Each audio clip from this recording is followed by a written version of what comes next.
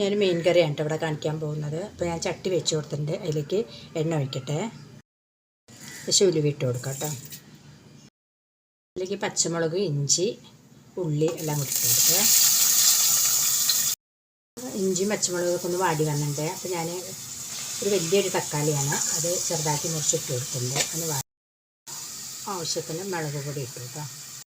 മല്ലിപ്പൊടി, തേങ്ങ ചേർത്ത് കൊടുക്കാൻ, പുളിവെള്ളം ചേർക്കാൻ, ഉപ്പ് ചേർത്ത് കൊടുത്തു കേട്ടോ ആവശ്യത്തിന്.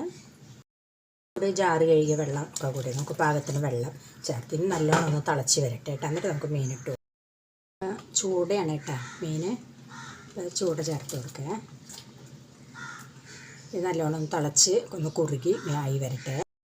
മീൻ കറി ഇവിടെ റെഡി ആയിട്ടുണ്ട് കേട്ടോ. നല്ല കുറുകി നല്ല രസമായിട്ട് വന്നിട്ടുണ്ട്.